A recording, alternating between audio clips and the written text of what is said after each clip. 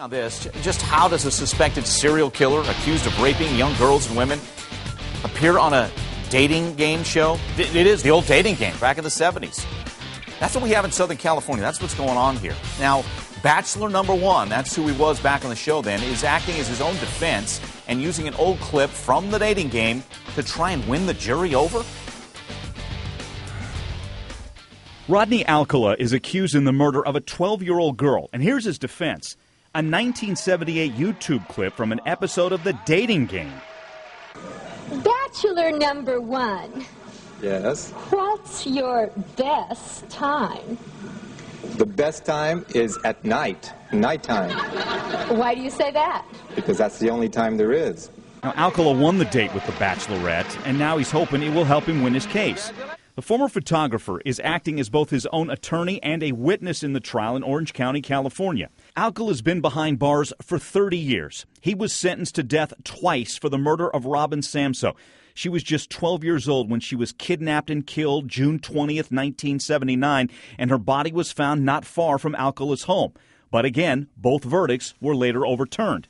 Now in his third trial, Alcala wants to prove that he wore a certain pair of gold earrings underneath his 70s-style haircut.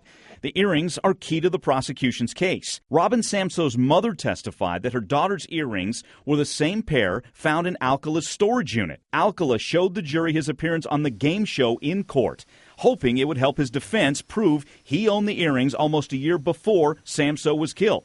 But here's the thing. The clip isn't very clear and only shows Alcala's earrings for a few seconds. Now, Rodney Alcala is also charged with killing 4 other women in the Los Angeles area from 1977 to 1979. And one of those women is 18-year-old Jill Barkham.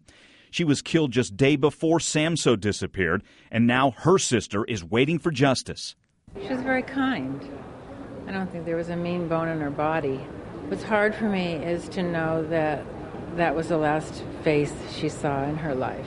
The 66-year-old admitted under cross-examination that he lied to investigators in 1979 about taking pictures of a 15-year-old girl. But Alcala says those pictures actually prove that he wasn't near the victims when they disappeared. Very intriguing case here. Let's bring back criminal defense attorney John Manuelian. John, well, first off, what do you make of this? And the earrings, are they that big of a puzzle piece in this case? Well, what Mr. Alcala is doing is showing the video that shows the earring from a certain angle, and he claims there's an issue as to whether or not it's one earring or 2 earrings, and he's trying to say that the video shows him wearing one long earring when in fact it was 2 earrings. It's actually poppycock bullocks. It's nothing but showmanship in front of the jury. I think he's wasting the jury's time. I don't think the jury's following him in the third-party way that is asking questions regarding himself. He says something like, well, Mr. Alcala, what happened next? And he would answer the question. He would say, well, this is what happened next. It's distracting. It's confusing. It's a show. I don't think the jury's going to like it. And also, notably, is just arguing that one Samso case. He's letting the other 4 cases go. And there's this legal significance. The significance is years later, DNA was actually discovered or had the ability by the police department to use that. But back in 1978, 79, they didn't have that ability. It is fascinating when you look at when you throw in the dating game and the earrings, the other 4 cases. So how do you look at it, John? When you look at this, is he basically admitting guilt to the other 4? Well, he's staying silent, and silence will be deemed in the jury's eyes as acceptance for the crimes because he's not refuting it. He's just refuting the Samso case.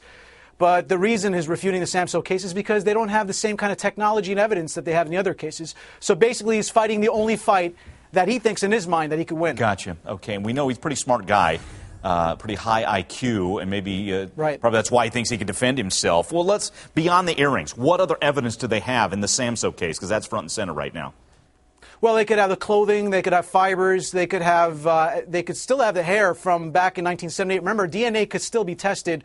Even though the evidence could be old, it could be retested. But my understanding of this case is that there's really not a lot of evidence to test. And that's why that Mr. Alcala is focusing more on this count than the other counts. Okay. And again, so he's been in prison basically 30 years. And then in 2006, they linked him via, like you're talking about, some new technology, DNA, to these other 4 murders, right? Right, correct. And pretty convincing evidence, right? It is. And I want to go back to a point that you made as far as representing yourself. We as attorneys have a saying, he who represents himself has a fool for a client.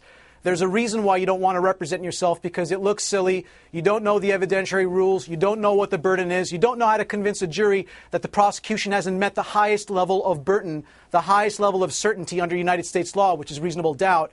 So he's really, if he has any chance in his case, he's really throwing it by representing himself. Yeah, okay, sure looks like it. John, thanks. Again, a fascinating case.